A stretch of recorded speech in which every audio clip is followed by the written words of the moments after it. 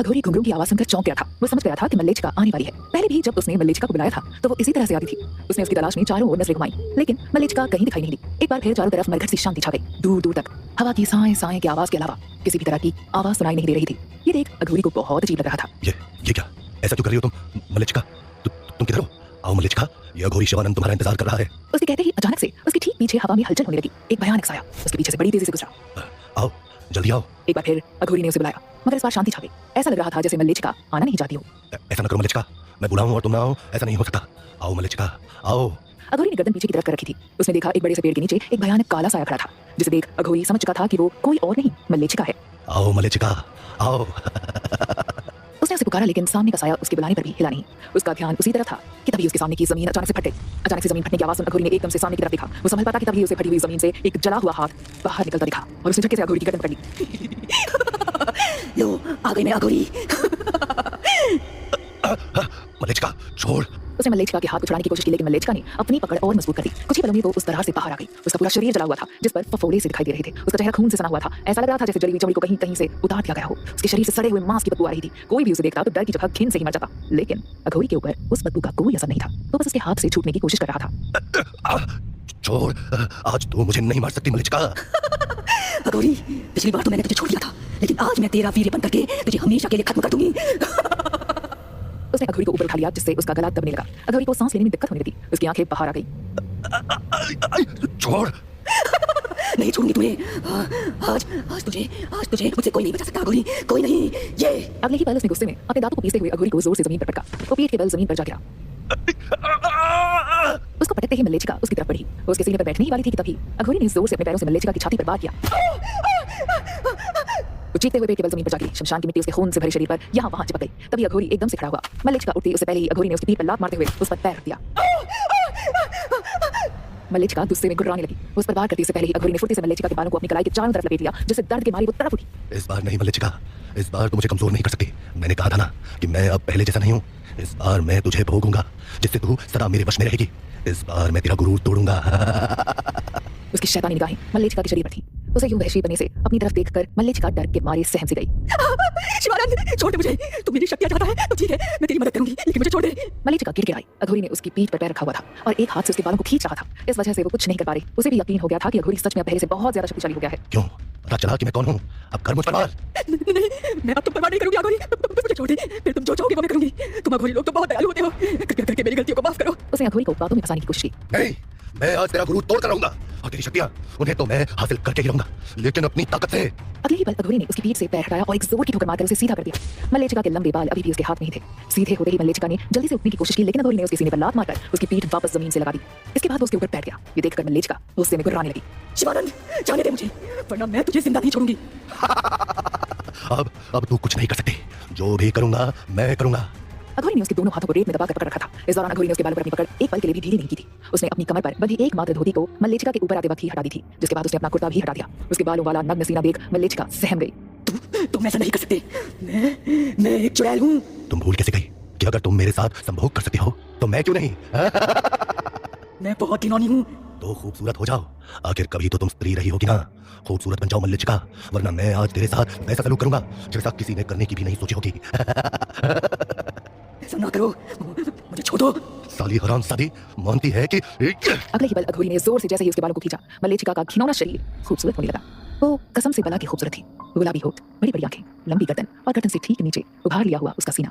वाह, कितनी खूबसूरत है रे तू। मैंने इससे पहले कभी इतनी सुंदर स्त्री को नहीं भोगा है। आज मुझे वो सुख मिलेगा मल्लेच्छिका। अघोरी ने उसकी पतली गोरी कमर पर निगाह जैसे ही डाली, मल्लेच्छिका की आंखों में आंसू झलक पड़ा। वो दर्द के मारे तड़प उठी। मेरे बालों को छोड़ दो अघोरी। वहीं तो तुम्हारी ताकत है, तो उन्हें कैसे छोड़ दूं?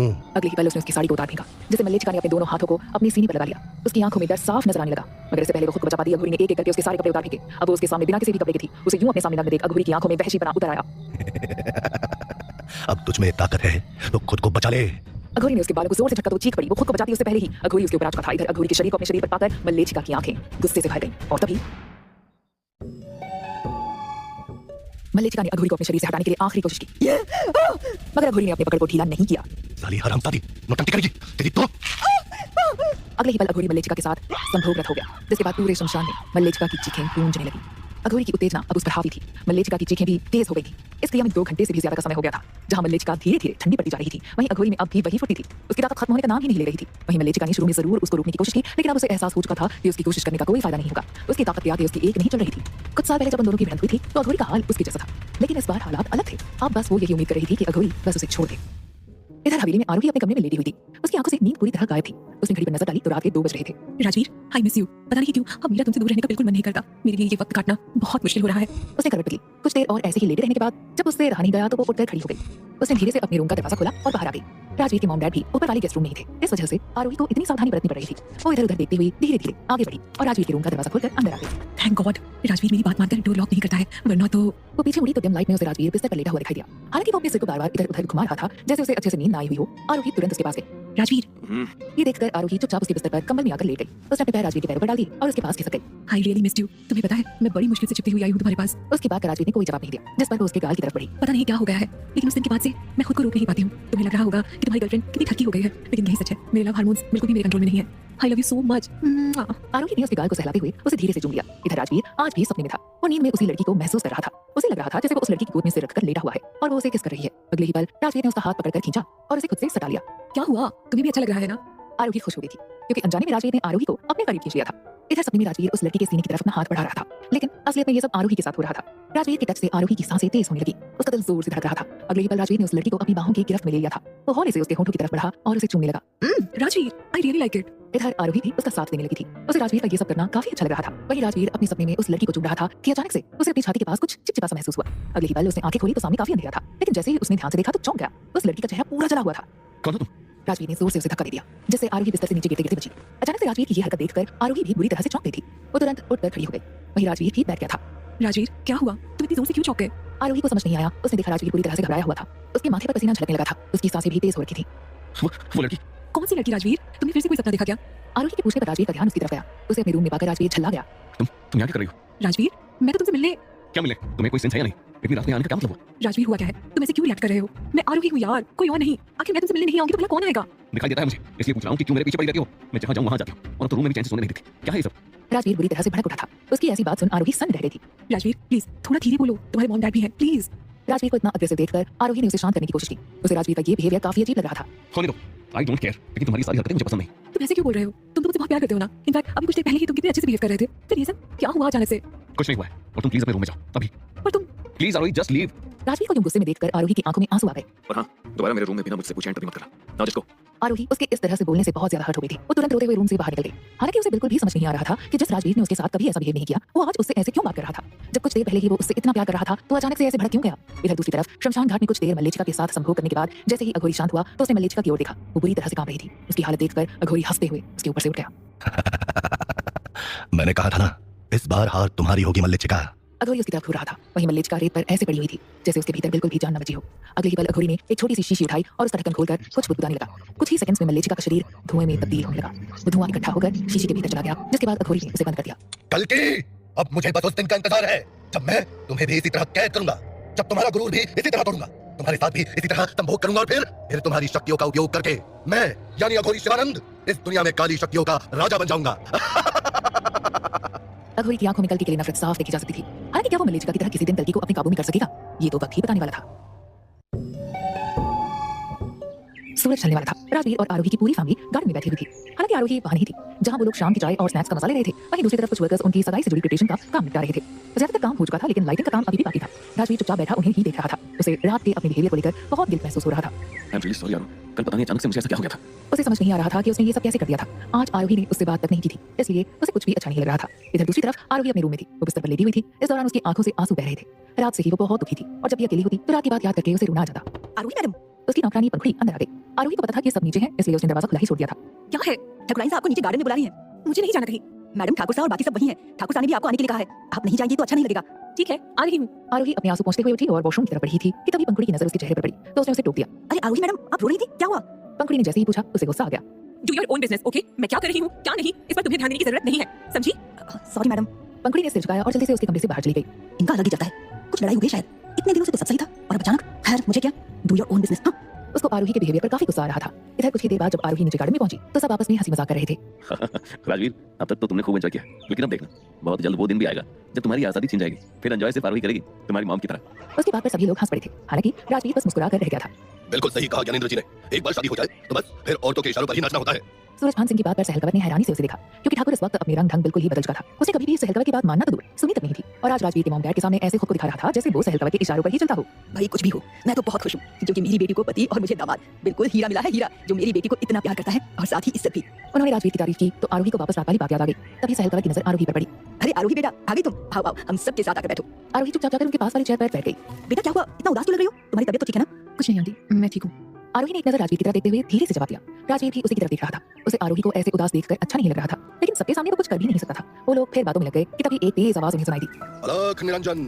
सबने देखा तो अघोरी उन लोगों की तरफ ही आ रहा था। उसे देखकर सभी ने उसको प्रणाम किया। अघोरी बाबा, आपकी 5 दिन की साधना पूरी हो गई?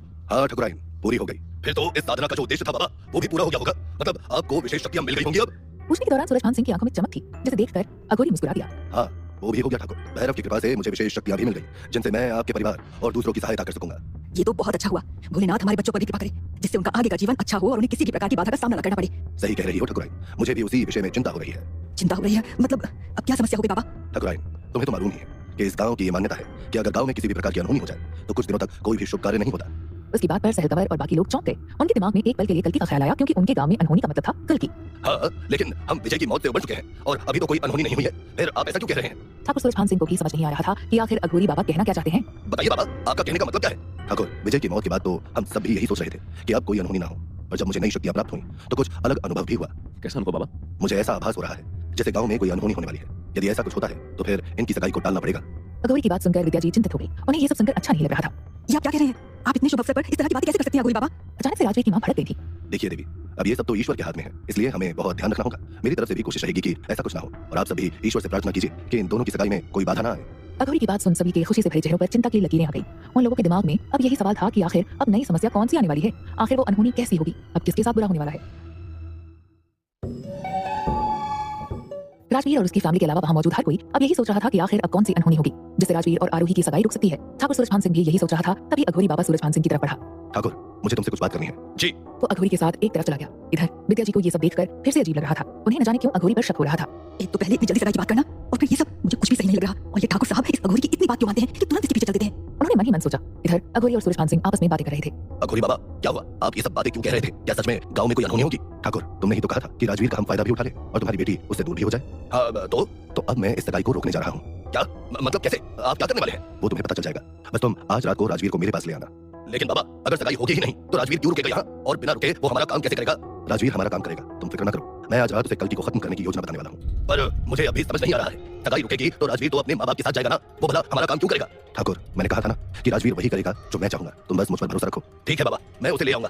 उसके बाद ठाकुर सूरजभान सिंह और अघोरी बाबा वापस उधर आ गए जिस तरफ वो सब बैठे हुए थे। हालांकि उनकी इस तरह की हरकतों की वजह से राजवीर की मां का शक और गहराता जा रहा था। रात हो गई थी। राजवीर की मॉम जहां अघोरी की बातों से परेशान होकर आखिर में सो गई थी, वहीं इधर राजवीर ठाकुर के साथ चुपके से हवेली से निकलकर काल भैरव मंदिर में पहुंचा, जहां चारों तरफ सन्नाटा पसरा पड़ा था। राजवीर की निगाहें अघोरी पर ही टिकी हुई थी। बाबा, आपने कहा कि आप मुझे कल्कि को खत्म करने के लिए कोई योजना बताने वाले हैं। हाँ राजवीर, मैंने उसी के लिए तुम्हें यहाँ बुलाया है। लेकिन बाबा, अब आपने काफी सारी शक्तियां हासिल कर ली हैं, तो क्या इससे कोई मदद नहीं मिलेगी? मेरा मतलब, क्या आप अभी कल्कि को खत्म नहीं कर सकते? राजवीर, कल्कि को खत्म करने के लिए मैं कोई खतरा नहीं उठा सकता। मतलब कल जब मैं इन शक्तियों की परीक्षण के लिए एक दूसरी शक्तिशाली चुड़ैल मल्लिका को अपने वश में करने के लिए गया तो उसने भी मेरी नाक में दम कर दिया था। कल्कि तो उससे कहीं ज्यादा शक्तिशाली है। यही वजह है कि मैं अपनी शक्तियों को लेकर पूर्ण रूप से आश्वस्त नहीं हूँ। ऐसे में मुझे कुछ और भी करना होगा। क्या?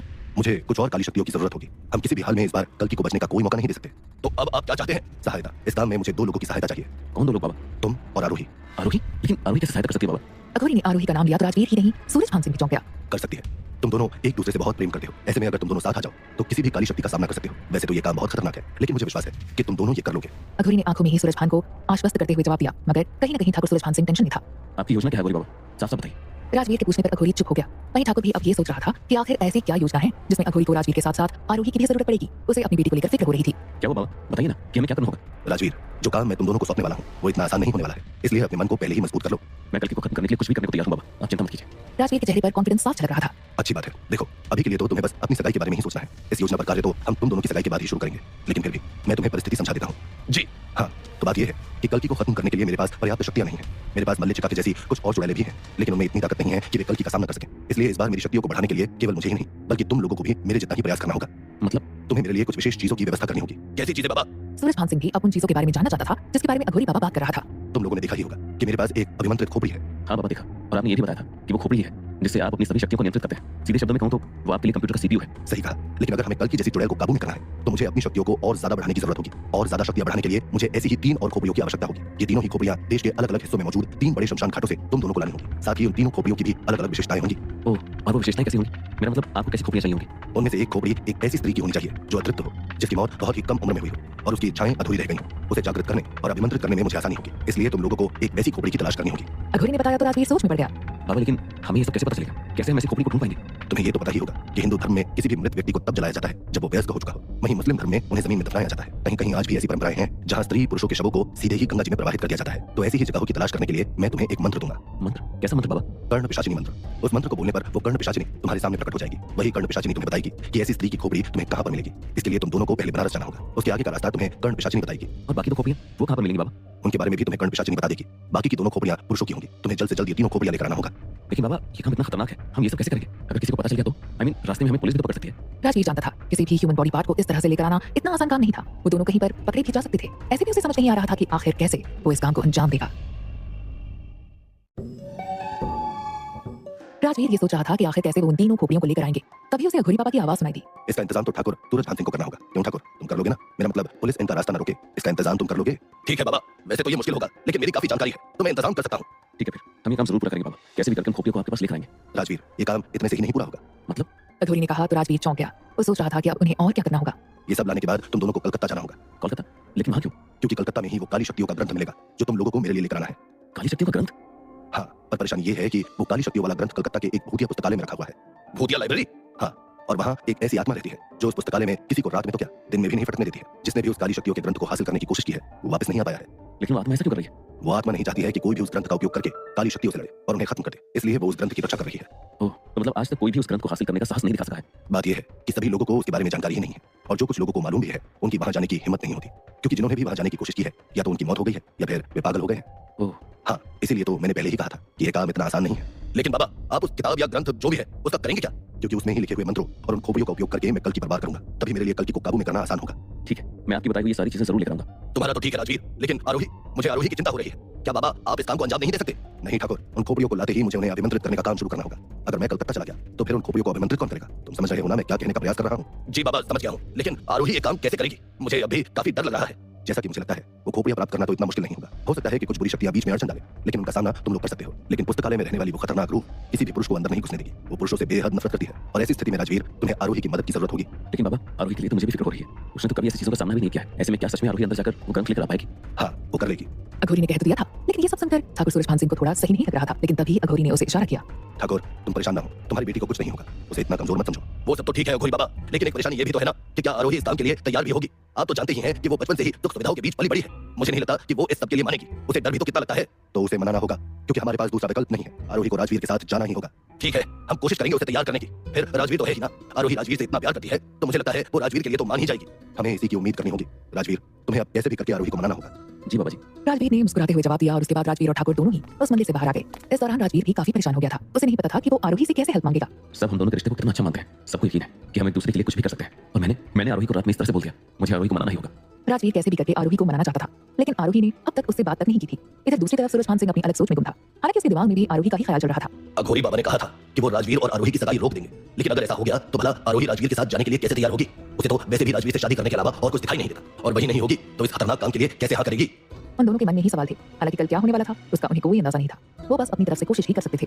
राजवीर ने रात में ही ठान लिया था कि वो आरोही को मनाकर ही रहेगा। यही वजह थी कि अगले दिन सुबह ही वो आरोही के रूम के पास पहुंच गया। उसने 2 पल के लिए आंखें बंद की और गहरी सांस ली। ऐसा करके वो आरोही का सामना करने के लिए खुद को तैयार कर रहा था, क्योंकि उसे अच्छे से पता था कि आरोही आज उसे कुछ बोलेगी भी या शायद बात भी न करे, लेकिन फिर भी उसे हार नहीं माननी थी। इसलिए वो अपने साथ पंखुड़ी को भी लाया था। अगले ही पल उसने जोर नॉक किया। कौन है? आरोही ने अंदर से कहा तो राजवीर ने पंखुड़ी को इशारा कर दिया। मैडम, हम हैं पंखुड़ी। वो ठकुराई ने आपके लिए कुछ सामान भेजा है। आप दरवाजा खोलिए, हम रख देते हैं। कुछ ही सेकंड्स में आरोही ने दरवाजा खोल दिया। इस दौरान राजवीर वहीं साइड में छुप गया था। पंखुड़ी हाथ में एक बड़ी प्लेट लिए हुए अंदर चली गई, जिसे उसने दूसरी प्लेट से ढक रखा था। क्या है इसमें? मेरा कुछ भी खाने का मन नहीं है, प्लीज ले जाओ इसे। आरोही उसके पीछे पीछे वापस रूम में आ गई। इस बीच उसका ध्यान दरवाजे से हट गया था। इसी बात का फायदा उठाकर राजवीर भी अंदर आ गया। ये तो आपको ही खाना होगा। क्या मतलब खाना ही होगा? आरोही ने उसे गुस्से से देखा। तब तक पंखुड़ी पेट रखकर जल्दी से दरवाजे से बाहर निकल गई, मानो उसकी ट्रेन छूट रही हो। अजीब लड़की है। आरोही बड़बड़ाते हुए पीछे की तरफ मुड़ी तो अचानक से उसकी नजर राजवीर पर पड़ी, जो पंखुड़ी के बाहर निकलने के बाद डोर बंद कर रहा था। हाँ मैं ही हूँ। राजवीर मुस्कुराते हुए उसकी तरफ पलटा, लेकिन आरोही उसकी तरफ गुस्से से देख रही थी। मुझे तुमसे कोई बात नहीं करनी है राजवीर, प्लीज गो। पर मुझे करनी है ना। वो उसके पास आया। आरोही तुरंत दूसरी तरफ मुड़ गई। राजवीर को समझने में देर न लगी कि आरोही उससे नाराज है। उसने इससे पहले आरोही को कभी मनाया नहीं था, वो बहुत कम नाराज होती थी। ऐसे में उसके लिए ये सच में एक बड़ा टास्क था। यही नहीं, इस दौरान वो ये भी सोच रहा था कि उसे केवल आरोही को मनाना ही नहीं है, बल्कि अघोरी बाबा के दिए गए टास्क के बारे में भी बताना है। ऐसे में वो यही सोच रहा था कि क्या वो आरोही को इन सब के लिए तैयार कर सकेगा। आरोही को गुस्से में देखकर राजवीर अब सोचने पर मजबूर हो गया कि आखिर वो उसे मनाएगा कैसे। वो उसके करीब गया, उसने प्यार से उसके कंधे पर हाथ रखा तो आरोही की आंखों से आंसू लुढ़ककर गालों तक आ गया। सॉरी आरू, प्लीज मुझे माफ कर दो। तुम्हें पता है मुझे बिल्कुल भी अच्छा नहीं लग रहा। प्लीज ऐसे नाराज मत हो। मैं तुमसे नाराज नहीं हूँ, बस मैं अकेले रहना चाहती हूँ। तुम जाओ यहाँ से। लेकिन मैं तुम्हें ऐसे अकेले नहीं रहने दे सकता। मैं तब तक नहीं जाऊंगा जब तक तुम मुझसे अच्छे से बात नहीं करोगी। राजवीर प्लीज, इतना जल्दी सब नॉर्मल नहीं हो सकता। कई बार चीजें हर्ट करती है। मैं जब अच्छा फील ही नहीं कर रही तो तुमसे अच्छे से बात कैसे कर सकती हूँ? मेरा मूड सच में ऑफ है। तो ऑन कर लो मूड। देखो मैं तुम्हारे लिए क्या लेकर आया हूँ। राजवीर ने टेबल पर रखी हुई प्लेट को उठाकर उसकी तरफ बढ़ाया। तुम्हारी favourite chocolates and ice cream. Rajveer please. Aarohi ने परेशान होते हुए उसे देखा तो उसके चेहरे पर से हंसी जा चुकी थी। अब वो बिल्कुल सीरियस था। आरोही, आई नो तुम्हें बहुत ज्यादा बुरा लगा है, लगना भी चाहिए। मैंने हरकत ऐसी की थी, बट ट्रस्ट मी, मेरा ऐसा कुछ करने का कोई इंटेंशन नहीं था। मुझे बहुत बुरा सपना आया था एंड उस चक्कर में दिमाग खराब हो गया था। Really sorry. राजवीर, तुम किसी को जानबूझकर डंडा मारो या तुमसे गलती से लग जाए, सामने वाले को तो चोट लगेगी ही ना। ऐसा तो है नहीं कि अगर तुमने इंटेंशनली नहीं मारा है तो उसे चोट नहीं आएगी। मैं ये नहीं कह रहा हूँ कि तुम्हें तकलीफ नहीं हुई है। मैं बस अपनी गलती सुधारना चाहता हूँ। मैंने तुम्हें जितना हर्ट किया उसकी भरपाई भी करूंगा, लेकिन पहले तुम मुझे माफ कर दो। अगर तुम मुझे मौका ही नहीं दोगी तो मैं कैसे प्रूव करूंगा कि जो मैंने किया मुझे उस चीज का गिल्ट है और मैं फ्यूचर में उसे रिपीट नहीं करूंगा। राजवीर उसके दोनों कंधों पर हाथ रखकर उसकी आंखों में देखने लगा। आरोही को देखकर लग रहा था जैसे वो कुछ बिगड़ रही हो। आरोही, मुझे सच में नहीं पता कि उस वक्त क्या हुआ था। मैं गहरी नींद में था। मुझे तो ये भी नहीं पता था कि तुम रूम में कब आई। पता नहीं मैं नींद में क्या सपना दिख रहा था, जैसे कोई चुड़ैल सी, मतलब एक जली हुई लड़की मेरे ऊपर झुकी हुई हो। उसी को दूर करने के चक्कर में मैंने तुम्हें धक्का दे दिया और फिर आधी नींद में पता नहीं क्या अनशन बोल दिया। जली हुई लड़की? हाँ यार, मुझे तो सुबह जाकर कुछ होश आया और तब समझ आया कि रात में मैंने तुम्हारे साथ इतना मिसबिहेव किया था। बट फिर भी I am really very sorry. Rajveer ने एक बार फिर से उससे माफी मांगी, लेकिन आरोही उसकी बात सुनकर कुछ टेंशन में आ गई थी। राजवीर, कहीं वो लड़की गलती तो नहीं थी? कहीं वो तुम्हें कोई चोट तो नहीं पहुंचाना चाहती थी? सच में कोई गड़बड़ तो नहीं होने वाली? आखिर अघोरी बाबा ने भी तो कुछ अनहोनी को लेकर बोला था। कहीं वो तेरे सपने में आके तो कोई धमकी नहीं देने वाली? उसकी बात पर राजवीर भी चौंक गया, पर वो नहीं चाहता था कि आरोही परेशान हो। अरे नहीं आरोही, ऐसा कुछ नहीं होगा। कई बार ऐसा होता है ना कि जिन चीजों के बारे में हम ज्यादा सोचते हैं या जिस माहौल में रहते हैं उसी से जुड़ी हुई चीजें हमें सपने में भी दिखती हैं। हम लोग कल की को लेकर परेशान रहते हैं, शायद इसलिए ऐसा हुआ है। राजवीर ने उसे समझाया। इस सब में एक चीज अच्छी हो गई थी कि फिक्र की वजह से ही सही आरोही अब मान गई थी और उससे नॉर्मल होकर बात कर रही थी। मुझे तुम्हारी फिक्र हो रही है। अरे तुम तो यही सोचने लगी। छोड़ो ना, हम अच्छा सोचते हैं। कल शाम हमारी एंगेजमेंट सेरेमनी है, उसके बारे में सोचो। और आज मैं तुम्हें फिर से एक अच्छी सी राइड पर ले जाने वाला हूँ, तो उसके बारे में सोच लो। लेकिन सबसे पहले ये आइसक्रीम और चॉकलेट्स खाओ जिससे तुम्हारा मन अच्छा हो जाए। राजवीर ने आइसक्रीम का कप उठाते हुए उसकी तरफ किया तो आरोही की आंखें चमक उठी। तुम मेरी कितनी केयर करते हो, थैंक यू। लो खाओ। जिसके बाद राजवीर ने उसे बिस्तर पर बिठाया और उसे अपने हाथों से ही आइसक्रीम खिलाने लगा। उसे उम्मीद नहीं थी कि आरोही इतनी जल्दी मान जाएगी। इधर अघोरीकाल भैरव मंदिर की सभा की पूजा कर चुका था। वो इस वक्त उदयवाड़ा के मुख्य मंदिर की तरफ जा रहा था, जहाँ उसके शिष्य अपना ज्यादातर समय बिताते थे। वो तेजी से चल रहा था कि तभी उसे कुछ आवाज ही सुनाई दी। उसने इधर उधर देखा तो कुछ ही दूर पर एक 5 से 6 साल का बच्चा एक 23 से 24 साल की लड़की से बात कर रहा था। दीदी, क्या तुम्हारे घर में आज फिर से प्रसाद मिलेगा? गोलू, तुम्हें मेरा घर मंदिर दिखाई देता है क्या? अवंतिका ने हंसते हुए कहा तो बच्चे का मुंह लटक गया। अब ऐसे उदास मत हो। उस दिन तुमने स्पेशल पूजा की थी इसलिए तुम्हें प्रसाद मिला, मगर वो पूजा आज तो नहीं है, तो आज कैसे मिलेगा? पर मुझे वो हलवा बहुत अच्छा लगा था। मेरी मम्मी वैसा नहीं बनाती है, मुझे वो फिर से खाना है। ओह, तो ये बात है। अच्छा कोई नहीं, पूजा हो ना हो, लेकिन अब मैं जब भी हलवा बनाऊंगी तो तुम्हें जरूर बुला लूंगी, ठीक है? अब तो खुश हो? पक्का? हाँ पक्का। फिर ठीक है। वो बच्चा खुश होकर वहां से दौड़ गया। ये देखकर अवंतिका को भी हंसी आ गई। इधर अघोरी उन दोनों को ध्यान से देख रहा था। तभी अचानक से अवंतिका अपने घर जाने के लिए मुड़ी तो उसकी नजर अघोरी पर चली गई। उसे वहां देखकर उसने तुरंत हाथ जोड़ लिया। अघोरी बाबा प्रणाम। प्रणाम बिटिया, बड़ी आसानी से तुमने उस बच्चे को मना लिया। अघोरी मुस्कुराते हुए उसके पास आया। जी बाबा, बच्चे तो होते ही इतने मासूम हैं कि छोटी सी बात पर मान जाते हैं और छोटी सी बात पर नाराज भी हो जाते हैं। हाँ, ये बात तो सही कही तुमने। वैसे मैंने तुम्हें देखा नहीं, कहाँ रहती हो तुम? अरे मैं तो यही रहती हूँ, वो वाला घर है मेरा। अवंतिका ने अपने घर की तरफ हाथ से इशारा करके बताया। वो मैं कुछ दिनों से गांव में नहीं थी ना, और पहले भी मैं पढ़ाई की वजह से ज्यादा निकलती नहीं थी, इसलिए आपने नहीं देखा होगा। हाँ, हो सकता है। वो कच्चा वाला घर ही है ना तुम्हारा? जी हाँ, कभी आइएगा, हमें अच्छा लगेगा। बिल्कुल आऊंगा। तुम भी मेहनत करो बिटिया, पक्का भी बना लोगी फिर। जी, आपने इतना भरोसा दिखाया इसके लिए शुक्रिया। अच्छा, मैं चलता हूँ, कुछ काम है। अघोरी मुस्कुराकर आगे बढ़ गया, जिस पर अवंतिका भी हाथ जोड़कर अपने घर की तरफ चली गई। कुछ कदम चलकर अघोरी वापस मुड़ा। उसने देखा अवंतिका अपने घर में इंतजार कर रही थी। अघोरी उसे घूर कर देख रहा था। उसे यूं देखकर उसकी आंखों में एक शैतानी चमक आ गई थी, जिससे लग रहा था कि उसके दिमाग में कुछ तो बहुत गलत चल रहा है। लेकिन क्या, ये सिर्फ वही जानता था। पूरी हवेली में चहल पहल का माहौल था, क्योंकि अगले ही दिन राजवीर और आरोही की एंगेजमेंट होने वाली थी। इधर राजवीर और आरोही दोनों ही आज कुछ और ही प्लान कर रहे थे। राजवीर ने पहले ही सूरज खान से बात कर ली थी और उनकी एक बाइक ले आया था। आरोही भी उसके साथ ही थी। चलो। राजवीर ने आरोही को बैठने का इशारा किया तो वो हाथ बांधकर खड़ी हो गई। क्या हुआ? अब तो तुम मान गई हो ना, या अभी कुछ बाकी है? हाँ हाँ, बिल्कुल बाकी है। क्या?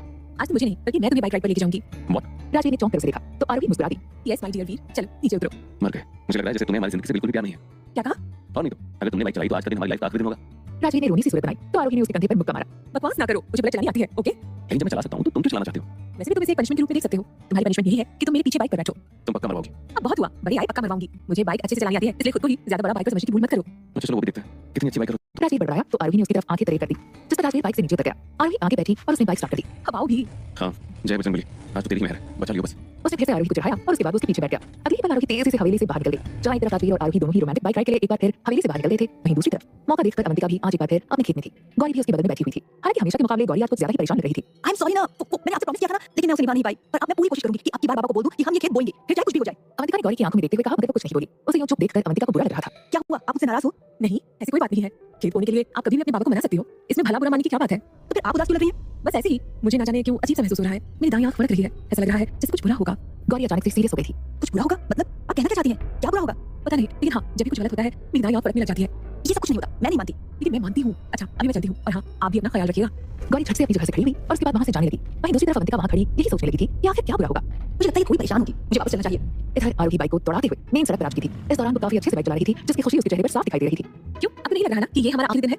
इस सवाल का जवाब मैं तुम्हें तब दूंगा जब हम वापस हवेली पहुंच जाएंगे। तुम सच्ची कितने बेकार हो वीर। अब तो मेरा मन कर रहा है कि सच में कहीं गिरा कर हड्डियां तोड़ दूं तुम्हारी। लेकिन क्या है ना, मुझे भी अच्छा नहीं लगेगा अगर मैं तुम्हारी पट्टियों वाले हाथ में रिंग पहनाऊंगी तो। शुभ शुभ बोलो यार। तुम फालतू की बातें कर रहे हो, ये नहीं कि एंजॉय करो, अच्छी अच्छी बातें करो। पर नहीं, आरोही ने मुंह बनाया तो राजवीर ने प्यार से उसके कंधे पर हाथ रख दिया। लेकिन तभी अचानक उसके दिमाग में अघोरी बाबा की बात आ गई। अभी सब ठीक है, क्या मैं आरोही को अभी बता दूं कि सगाई के बाद हमें उस खतरनाक टास्क को पूरा करने के लिए निकलना होगा? राजवीर ने अघोरी बाबा के प्लान को बताने के बारे में सोचा, लेकिन फिर उसने अपने आप को रोक लिया। नहीं, अभी आरोही बहुत खुश है, अभी रहने देता हूं, वरना वो टेंशन में आ जाएगी। वैसे भी बाद में तो सब बताना ही होगा। उसने उसे ना बताने का फैसला किया और फिर आरोही के साथ दूसरी बातें करने लगा ताकि वो खुश रहे। रात हो चुकी थी। ठाकुर सूरज सिंह आज रात को एक बार फिर अघोरी के पास काल भैरव मंदिर में पहुंच गया।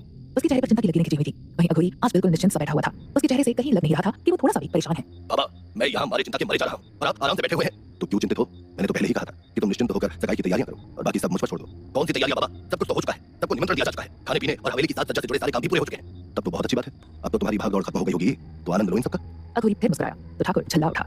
बाबा, आप अब मेरे सब्र का इम्तिहान मत लीजिए। आपको याद है ना कि आरोही और राजवीर की सगाई कल शाम ही होने वाली है। आप क्या चाहते हैं अब वो भी करवाई दूं मैं? मुझे सब कुछ याद है ठाकुर। तो फिर आपने अभी तक कुछ किया क्यों नहीं? तुमने कैसे सोच लिया कि मैंने कुछ नहीं किया? मतलब अगर आप कुछ करते तो मुझे पता होता ना। तुम्हें ऐसा क्यों लगता है कि मैं हर काम तुम्हें बताकर ही करूंगा? अघोरी ने उसे घूरते हुए कहा तो ठाकुर अपना समूह लेकर रह गया। जो भी हो, बस आप ये याद रखिएगा कि हमारे पास आज रात और कल दिन का ही समय है, लेकिन अभी तक कुछ भी नहीं हुआ है। पता नहीं क्या करने वाले हैं आप। आखिर कैसे रोकेंगे इस सगाई को? हमें जल्द से जल्द कुछ करना होगा। हम नहीं, केवल मैं। इस सगाई को रोकने के लिए मुझे जो करना है वो मैं अच्छे से सोच चुका हूं ठाकुर। सब कुछ योजना के हिसाब से ही होगा। अभी तुम बस घर जाओ, सुबह होते ही तुम्हें खुशखबरी मिल जाएगी। ये बोलते हुए अघोरी के चेहरे पर एक शैतानी मुस्कुराहट खिल गई, जिसे देखकर लग रहा था कि उसने जरूर आज के लिए कुछ भयानक सोच कर रखा है। वहीं सूरज सिंह भी हवेली में लौटते हुए यही सोच रहा था कि आखिर अघोरी आज रात क्या करने वाला है, जिससे राजवीर और आरोही की सगाई रुक जाएगी। राजवीर अपने कमरे में लेटा हुआ था। हालांकि उसे अब तक नींद नहीं आई थी। उसने घड़ी पर नजर डाली तो रात के 1 बज रहे थे। वो पिछले काफी समय से ही बहुत उलझा हुआ था। उसे समझ नहीं आ रहा था कि जो भी हो रहा है वो सही है या गलत, क्योंकि न जाने कितने ही सवाल ऐसे थे जिनके जवाब लाख चाहने के बाद भी उसे अब तक नहीं मिल पाए थे। आखिर ये सब क्या हो रहा है? मुझे कोई जवाब मिल क्यों नहीं रहा? जब भी मैं किसी सच तक पहुंचने वाला होता हूं, उसी वक्त क्यों ऐसा हो जाता है जिससे मुझे फिर से जीरो से शुरुआत करनी पड़ती है? उसके साथ जो भी हो रहा था इसके लिए उसे बहुत गुस्सा आ रहा था। उस रात सपने में जब वो कुछ जानने वाला था तभी आरोही ने उसे जगा दिया था और तो और उसे सहारनपुर जाने का मौका भी नहीं मिला था। ऐसा लगता है जैसे मैं कोई कठपुतली हूं जिसे कोई नचा रहा है। आजकल क्या क्या करने लगा हूं मैं। आज मैं गौरी बाबा की वो बातें मानता हूं जिन्हें कभी सुनना भी नहीं चाहता था। ऐसा काम कर रहा हूं जिनके बारे में सोच भी नहीं सकता था। सच ही था, उसने तो कभी भी ये भूत प्रेत चुड़ैल वगैरह का सोचा भी नहीं था। लेकिन आज किस्मत ने उसे ऐसी जगह पर लाकर खड़ा कर दिया था कि वो ये सब मानने लगा था और इसे रोकने के लिए अजीब सी तांत्रिक चीजों को सपोर्ट भी करने लगा था। ये सब सोचते हुए अचानक उसके दिमाग में अवंतिका की माँ बाप की बात घूमने लगी। अब तक मुझे डाउट ही होता था कि आरोही के पापा बाकियों के जैसे नहीं है, लेकिन अंकल आंटी की बातें सुनने के बाद तो कंफर्म हो गया कि ये सही इंसान नहीं है। इन पर किसी भी चीज में भरोसा नहीं किया जा सकता। कहीं मेरे साथ भी तो कोई गेम नहीं खेल रहे। राजवीर अब सूरज सिंह को लेकर भरोसा नहीं कर पा रहा था। पहले आरोही ने उसे बताया था कि उसके पापा बहुत ज्यादा नैरो माइंडेड है, वो उनके रिश्ते को शायद ही एक्सेप्ट करें। लेकिन यहाँ आते ही सूरज सिंह तो पूरी तरह से उसके साथ अच्छे से पेश आ रहा था। उनके बिहेवियर से तो खैर कह सकते हैं कि इसमें उनका अपना फायदा है। वो कल की आजादी चाहते हैं और मैं उनके लिए उम्मीद ही कर रहा हूं। लेकिन क्या गारंटी है कि इनका यही बिहेवियर कल के खत्म होने के बाद भी बना रहेगा? क्या शिवा के जैसे ही मेरे साथ कोई साजिश नहीं करेंगे? ये सोचते हुए अचानक राजवीर को शिवा की याद आ गई, जिस बारे में उसे अवंतिका के मम्मी पापा बता रहे थे। शिवा, आखिर क्या साजिश रची थी सूरज भान ने उसके खिलाफ? क्या हुआ था उस वक्त? उसने खुद से ही सवाल किया। शिवा के बारे में सोचते ही उसे बहुत अजीब सा लगने लगा था। कुछ भी हुआ, लेकिन ये तो कंफर्म हो गया कि शिवा की मौत के पीछे ठाकुर सूरज भान सिंह का ही हाथ है। काश कि उस दिन आरोही वहां आई होती तो शायद मुझे शिवा के बारे में सब पता चल चुका होता। अब तो सगाई होने तक अवंतिका के घर भी नहीं जा सकता। उसे अफसोस हो रहा था कि उस दिन वो पूरी बात नहीं सुन पाया था। तभी उसके मन में कुछ और कौन था। तब फिर शिवा से जुड़े विजुअल्स मुझे क्यों दिखाई देते हैं? सिर्फ उस सपने वाली लड़की की वजह से? इसके पीछे भी कोई बड़ी वजह है? तभी उसे 2 दिन पहले की बात याद आई जब उसने आरोही को बुरी तरह से डांट दिया था। एक मिनट, लास्ट टाइम जब वो लड़की मेरे सपने में आई थी तो उसका चेहरा अचानक से इतना भयानक और जला हुआ क्यों हो गया था? वो तो हमेशा कितनी सुंदर दिखती थी, तो फिर उस सपने में इतनी भयानक क्यों नजर आई थी मुझे? उसका वो जला हुआ चेहरा याद करके राजवीर घबरा सा गया था। उसे अपने दिल के किसी कोने में अजीब सा दर्द महसूस हुआ, जैसे वो उस लड़की की जलन को महसूस कर पा रहा हो। अब उसे उस चेहरे से डर नहीं लग रहा था। वो जरूर इस बार भी मुझे कुछ समझाना ही चाहती होगी, लेकिन ये क्लियर क्यों नहीं बताती? इतना उलझाती क्यों है? इसका सच में मुझे जानना होगा ही और इसमें वही मेरी मदद करेगी और कोई नहीं। उसने सोचा और तुरंत अपनी आंखें बंद कर ली। तुम मेरी उलझन समझती हो ना, तो प्लीज मुझे सच बता दो। उस दिन जब मैं आरोही के साथ गया तब वो रास्ता भी मुझे जाना पहचाना लग रहा था, लेकिन क्लियरली कुछ भी याद नहीं आता। ये बोलते हुए उसकी आवाज में बेचैनी होने लगी थी। क्या सच में मेरा इन सब चीजों से कोई नाता है? और अगर है तो क्या? साथ ही मुझे ये भी जानना है कि तुम कौन हो, तुम्हारे साथ क्या हुआ था? उस दिन मुझे क्या बताना चाहती थी? प्लीज बताओ, मुझे मेरे सवालों के जवाब चाहिए। उसने उस सपने वाली लड़की से रिक्वेस्ट की और उसके बाद बिस्तर पर ले गया। इधर दूसरी तरफ अघोरी अपनी योजना को अंजाम देने के लिए पूरी तरह से तैयार था। चारों ओर सन्नाटा छाया हुआ था। वहीं वो इस वक्त अकेला बैठा अपनी तांत्रिक क्रिया में लगा हुआ था। उसके सामने वही खोपड़ी रखी हुई थी और वो आंखें बंद किए कुछ गुदगुदा रहा था। उसके चेहरे पर पसीना बहते हुए नीचे टपक रहा था जो हल्की रोशनी में चमकता हुआ दिखाई दे रहा था। उसने कुछ मंत्र बोले और फिर अपना दायां हाथ उस खोपड़ी के ऊपर रख दिया। अगले ही पल उस खोपड़ी के गड्ढे जैसी आंखें स्याह लाल चमकने लगी। इसके बाद अघोरी ने हाथ हटाते हुए अपनी आंखें खोली। उसके होठों पर एक शातिर मुस्कान थी। अग्नेश, मेरे सामने प्रकट हो। आओ अग्नेश, सामने आओ। उसने जैसे ही कहा उस खोपड़ी में हल्की सी हरकत हुई। अगले ही पल उसमें से पीले रंग की रोशनी निकलने लगी और कुछ ही सेकंड्स में उसमें से एक फुटबॉल के जितना बड़ा एक आग का गोला बाहर निकल आया। प्रणाम गुरुदेव, बताइए क्या क्या? प्रसाद के गोले में से आवाज आई। अग्नेश, तुम्हें मैंने एक काम दिया था, वो काम तुम्हें आज ही पूरा करना है। क्या तुम इसके लिए तैयार हो? जी गुरुदेव, मैं तैयार हूँ। ठीक है, अभी जाओ और अपना कार्य पूरा करो। और हाँ, ध्यान रखना किसी भी तरह की कोई चूक ना हो, नहीं तो तुम्हारे लिए अच्छा नहीं होगा। जी गुरुदेव। जिसके बाद वो आकर गोला वहां से गायब हो गया था। उसके जाते ही अघोरी ने अपनी आंखें बंद की और वापस अपनी साधना में लग गया। इस दौरान उसकी साजिश से अनजान पूरा वाला गांव चैन की गहरी नींद में सोया हुआ था। उन्होंने अंदाजा भी नहीं लगाया था कि जिस अघोरी को वो लोग इतना मानते हैं, उसका सम्मान करते हैं, वही अघोरी अपने फायदे के लिए कुछ भी कर सकता है। रात काफी हो चुकी थी, जिसके चलते गांव में सब सोच रहे थे। अवंतिका के माता-पिता दूसरे कमरे में सो रहे थे, वहीं दूसरी तरफ अवंतिका अपने कमरे में सो रही थी कि अचानक उसे गर्मी सी महसूस होने लगी। वो गहरी नींद में थी, यही वजह थी कि उसे इस बात का एहसास नहीं हुआ कि उसके कमरे में आहिस्ते आहिस्ते धुएं की जैसी कोई चीज फैल रही है। वो धुआं इतना स्याह काला था कि कुछ ही देर बाद अवंतिका को घुटन सी महसूस होने लगी। वो कुछ पल के लिए अपने बिस्तर पर छटपटाई, मगर तभी उसकी आंखें खुल गईं। अचानक ये गर्मी लगने लगी मुझे। उसके कमरे में क्या है? अवंतिका ने अपनी आंखें मलते हुए जैसे ही सामने देखा तो सामने का मंजर देखकर उसकी आंखें फटी की फटी रह गईं। गांव के लोगों की तरह हवेली में भी सब सो रहे थे। राजवीर भी अपने कमरे में सो रहा था कि तभी उसे एक अजीब सी जकड़न फील हो रही थी, जैसे कोई उसे अपनी तरफ खींच रहा हो। वो हल्का सा रहा, उसे भीतर ही भीतर एक छटपटाहट सी महसूस हो रही थी। अचानक ही उसके चेहरे पर हल्का पसीना दिखाई देने लगा। हालांकि रात में हल्की ठंड खुली हुई थी और उसे कुछ ओढ़ा भी नहीं था। उसका रूम भी काफी ठंडा था और खिड़कियों से ठंडी हवा अंदर आ रही थी, लेकिन बावजूद इसके उसे गर्मी महसूस हो रही थी, मानो किसी गर्म भट्टी के सामने खड़ा हो। कुछ ही पलों में माथे का पसीना बूंदों का रूप ले चुका था। उसकी शर्ट भी गीली होकर उसकी छाती से चिपक गई थी। वो बेचैनी में गर्दन झटकते हुए करवट बदल रहा था, लेकिन गहरी नींद में होने के चलते वो कुछ सोच और समझ नहीं पा रहा था कि उसके साथ हो क्या रहा है। आखिर में उससे रहा नहीं गया और वो बिस्तर पर उठकर बैठ गया। ऐसा लग रहा था जैसे वो धुएं के बीच खड़ा हो गया हो, जैसे उसको सांस नहीं आ रही थी। इसीलिए उठते ही वो अपने गले पर हाथ रखकर तेज सांस लेने लगा। मुझे प्यास लग रही है। राजवीर का गला सूख रहा था, उसकी आंखें पूरी भी नहीं खुली थी कि तभी उसे दूर से दबी हुई चीख की आवाज सुनाई दी। ये आवाज राजवीर एकदम से चौंक गया। वो चीख उसे जानी पहचानी सी महसूस हो रही थी। अगले ही पल उसे साफ साफ सुनाई देने लगा कि कोई लड़की चीख रही है। शिवा, शिवा, शिवा बचाओ मुझे, शिवा। जैसे ही राजवीर को शिवा का नाम सुनाई दिया, वो बुरी तरह से हड़बड़ा गया। वो तुरंत बिस्तर से खड़ा हो गया और खिड़की की तरफ बढ़ा। ओह गॉड, ये क्या है? उसने देखा गांव की कच्ची बस्ती की तरफ काफी ज्यादा रोशनी और धुआं दिखाई दे रहा है। ये देखते ही उसके होश उड़ गए थे। वो बिना कुछ सोचे समझे रूम से बाहर भागा। राजवीर हड़बड़ाहट में रूम से भागा था, जिस वजह से इधर उधर टकरा भी रहा था। उसके टकराने की वजह से आसपास का सामान गिरा, जैसे बाकी लोगों की भी नींद खुल गई। वो लोग जैसे अपने अपने कमरों से निकलकर बाहर आए, तब तक राजवीर सीढ़ियों से नीचे उतर चुका था। राजवीर, क्या हुआ है? कहाँ भागे जा रहे हो? गांव में कुछ प्रॉब्लम हो गई है, आप लोग जल्दी आइए। राजवीर ने भागते हुए ही जवाब दिया और हवेली से बाहर निकल गया। इधर दूसरी तरफ हवेली में राजवीर के मॉम, डैड और आरोही के परिवार वाले सभी हैरान परेशान से खड़े एक दूसरे का चेहरा देख रहे थे। कुछ वक्त बाद उन लोगों को बाइक की आवाज सुनाई दी। ये ऐसे कहाँ चला गया? क्या हुआ है गाँव में? पता नहीं, चलिए देखते हैं। ये बोलते हुए वो सब बाहर भागे। इधर सूरज खान सिंह के चेहरे पर मुस्कान आ गई थी। इसका मतलब अघोरी बाबा ने अपना काम कर दिया है। अनहोनी नहीं होनी चाहिए थी, लेकिन अब तो हो गई। अब कोई कुछ नहीं कर सकता। वो खुश हो गया था, लेकिन अगले ही पल उसने जल्दी से अपने भावों को छिपा लिया और बाकी सबके पीछे पीछे गया। इधर अवंतिका ने जब आंखें खोली तो उसके घर में आग फैल चुकी थी। आग देखते ही वो डर से चीखने लगी थी। उसने जोर से आवाज लगाई, लेकिन उसके मम्मी पापा को उसकी आवाज सुनाई नहीं दी। कुछ ही पलों में उसके कमरे के दरवाजे ने भी आग पकड़ ली थी। क्या करूं? बाबा, इस बार जैसे ही उसने आवाज दी, उसके माँ बाबा दोनों की ही आंख खुल गई। अवंतिका, वसुधा, जल्दी से खड़ी हो। अवंतिका की आवाज सुनाई दी है। तभी वो दोनों ही दौड़कर अपने कच्चे कमरे से बाहर निकले। इसी दौरान जैसे ही उन दोनों ने सामने का नजारा देखा तो उनके पैरों तले जमीन निकल गई। अवंतिका, हे भगवान, ये क्या हो गया? अवंतिका, इधर जैसे ही अवंतिका को अपने माँ बाप की आवाज सुनाई दी तो उसकी आंखों में चमक जरूर आ गई, मगर आग से घिरी होने के चलते उसे समझ नहीं आया कि आखिर वो बाहर कैसे निकले। माँ, आग लग गई है, मुझे बचाओ। अवंतिका, बेटा जल्दी से खिड़की की तरफ बाहर निकलो, जल्दी करो। लेकिन अवंतिका ने जैसे ही खिड़की की तरफ देखा तो वहां भी आग लग चुकी थी। वो चारों तरफ से घिरी हुई थी। गर्मी और धुएं से उसकी हालत खराब होने लगी। अवंतिका बुरी तरह से घबरा चुकी थी। उसकी आंखों में पानी आ गया, यहाँ तक कि उसे ढंग से सांस भी नहीं आ रही थी। इधर बाहर उसके माँ बाबा चिल्ला रहे थे। अरे कोई तो बचाओ मेरी बच्ची।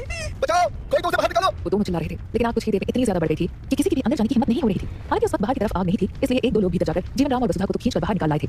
मेरी बच्ची, मुझे छोड़ो, मुझे उसे बचाना होगा। आपसे कुछ नहीं होगा। बाबा वो आग के अंदर घिर चुकी है। तो फिर उसको छोड़ दो क्या अंदर? वो मेरी दुनिया है, छोड़ दो मुझे। अवंतिका के बाबा बिलखने लगे, मगर उस लड़के ने उसे छोड़ा नहीं। इधर जब तक वो लोग अवंतिका को निकालने की सोचते तब तक आग काफी फैल चुकी थी। अरे कोई मिट्टी लाओ, मिट्टी फेंको, अंदर बच्ची फंसी हुई है। अवंतिका, चाचा को निकालो, जल्दी। इधर अवंतिका के कमरे के बाहर लकड़ियां टूट कर नीचे गिर रही थी। एक तरफ की छत में पड़ी मोटी लकड़ियों ने भी आग पकड़ ली थी, जिससे उस छत की मिट्टी और लकड़ियां नीचे गिरने लगी। अगले ही पल कोने की छत भर-भराकर नीचे गिर गई।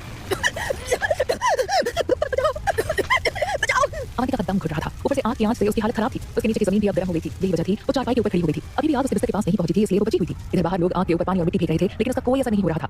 हे भगवान, मेरी बच्ची को बचा लो। अवंतिका की मां जोर जोर से रोने लग गई। तभी राजवीर अवंतिका के घर के पास पहुंच गया था। वो जल्दी से बाइक से नीचे उतरकर भीड़ में से होते हुए आगे बढ़ा। उसने देखा पूरा घर घू घू कर जल रहा था। लोग आग बुझाने की कोशिश करते हुए थक गए थे, लेकिन आग बुझने का नाम नहीं ले रही थी। अचानक से अंदर अवंतिका की तेज चीख सुनाई दी। वो किसी तरह से खुद की सांसों को समेट कर चीखी ताकि कोई उसे बचाने के लिए आ जाए। इस वक्त उसे ऐसा लग रहा था जैसे कुछ ही देर में वो मौत के मुंह में जाने वाली है। उसका दिल जोर जोर से धड़क रहा था। वो इतनी भयानक मौत नहीं चाहती थी। उसकी आंखों के आंसू गालों पर लुढ़कने लगे थे। बीच बीच में चिंगारियां उड़कर उसके ऊपर गिर रही थी, जिससे वो बुरी तरह से तिलमिला रही थी। आग की तपन से उसकी हालत खराब हो गई। वो बस किसी तरह सिमटी हुई खुद को आग से बचाने की कोशिश कर रही थी। इधर राजवीर ने जैसे ही ये सब देखा, उसका दिमाग पूरी तरह से ब्लैंक हो गया। उसकी आंखों के सामने अचानक से अंधेरा सा छाने लगा था। अगले ही पल उसने देखा कि उसकी आंखों के सामने कोई लड़की आग में जलते हुए जोर जोर से शिवा शिवा चिल्ला रही थी। उसकी चीखें सुनकर एक पल के लिए राजवीर की सांसें जैसे थम सी गईं। उसके पांव वहीं जमीन पर जम गए थे। वहीं दूसरी तरफ अवंतिका मौत के मुंह में जाने वाली थी। गांव वाले उसे बचाने की कोशिश करके थक चुके थे। ऐसे में क्या राजवीर अवंतिका को बचा पाएगा? राजवीर एकदम सुन सकता था। उसे जैसे कोई होश नहीं था। इधर तभी वसुधा की नजर राजवीर पर पड़ी तो वो तुरंत उसके पास दौड़ कर गई। उन्होंने राजवीर को पकड़कर झिंझोड़ लिया। राजवीर, बेटा मेरी बेटी को बचा लो। अवंतिका, वो जल जाएगी, उसे बचा लो बेटा। जी जी जी। राजवीर ने चौंकते हुए उनकी तरफ देखा, तब तक शशि भी वहां आ गई थी। राजवीर जी, प्लीज अवंतिका को बचा लीजिए, प्लीज कुछ कीजिए ना। उन लोगों ने कहा तो राजवीर तुरंत दौड़कर उस तरफ गया। इस दौरान वो आसपास देख रहा था, जिससे उसे अंदर जाने का कोई रास्ता मिल सके। इधर दूसरी तरफ अवंतिका की हालत बहुत ज्यादा खराब हो गई थी। उसका दम घुट रहा था कि तभी उसके कमरे का दरवाजा जलकर उसके सामने जोर से गिरा।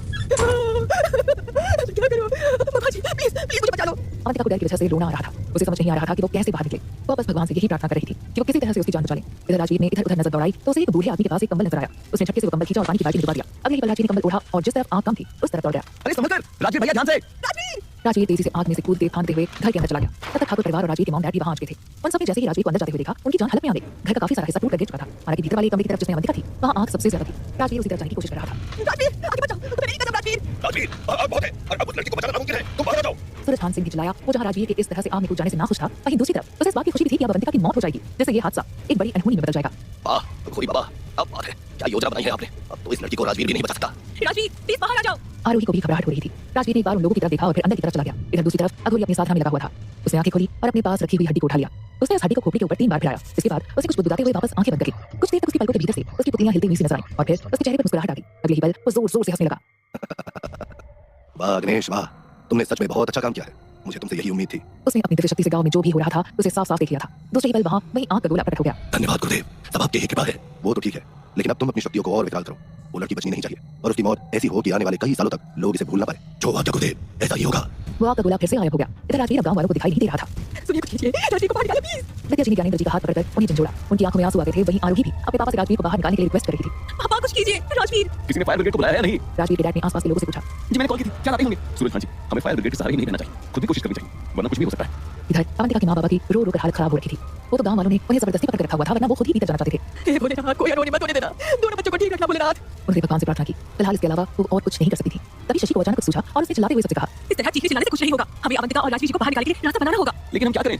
देखिए मुझे लगता है कि हमें पूरे घर की आग बुझाने की बजाय एक तरफ की आग बुझाने की कोशिश करनी चाहिए, जिससे राजवीर जी और अवंतिका को बाहर निकालने का रास्ता मिल सके। शशि ने कहा तो सब एक दूसरे की तरफ देखने लगे। उन्हें शशि का आइडिया जम गया था। शशि सही कह रही है, हम सबको मिलकर कोशिश करनी चाहिए। तो चलो फिर लग जाओ सब। उसके बाद सभी मिलकर पानी और मिट्टी घर के एक तरफ फेंकने लगे। इधर राजवीर जैसे ही उस कमरे की तरफ बढ़ा उसके सामने फिर से उस लड़की का सीन घूमने लगा था। नहीं, मैं फिर से वही गलती नहीं करूंगा। राजवीर बड़बड़ाया और थोड़ा सा पीछे हट गया। मुझे कैसे भी करके इस आग के उस तरफ कूदना है। अगले ही पल वो तेजी से दौड़ा और उसने आग की उठ रही लपटों के ऊपर से छलांग लगा दी, जिससे वो लुढ़कते हुए अवंतिका के कमरे में जा गिरा। वो अगले ही पल खड़ा हो गया। इधर अवंतिका के ऊपर गर्मी और घबराहट की वजह से बेहोशी छाने लगी थी।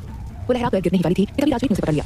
अवंतिका जी, राजवीर ने इधर उधर देखा और जल्दी से उसके चारों तरफ कंबल लपेट दिया। इधर अघोरी ने जब राजवीर को अंदर आग में घुसते हुए देखा तो वो घबरा गया। उसने पहले इस बात पर ध्यान नहीं दिया था, लेकिन अब जब उसका ध्यान गया तो वो दंग रह गया था। उसने तुरंत अग्नेश को याद किया। अग्नेश आग को कम करो, राजवीर को कुछ नहीं होना चाहिए। उसके बुलाते ही अग्नेश वहां आ गया। माफ कीजिए गुरुदेव, लेकिन मैं इस आग को रोक नहीं सकता, मैं सिर्फ इसे बढ़ा सकता हूँ। क्या? अग्नेश के जवाब से अघोरी परेशान हो गया। अघोरी को तुरंत याद आया कि उसके पास ऐसी कोई शक्ति नहीं है कि वो आग को बुझा सके। वो घबराकर तुरंत अपनी जगह से बाहर भागा। वहीं दूसरी तरफ आग तेजी से दूसरे कोने में बनी रसोई की तरफ बढ़ रही थी। अवंतिका जी बोल रही, तुम्हें कुछ नहीं हुआ। राजवीर ने उसे झंझोड़ा लेकिन वो बेहोश हो चुकी थी। उसने अगले ही पल अवंतिका को गोद में उठाया लेकिन वो वहां से निकलता कि तभी उस कमरे के पास स्थित किचन के रूम में रखे सिलेंडर तक आग पहुंच गए। अगले ही पल तेज धमाके के साथ वो सिलेंडर फट गया।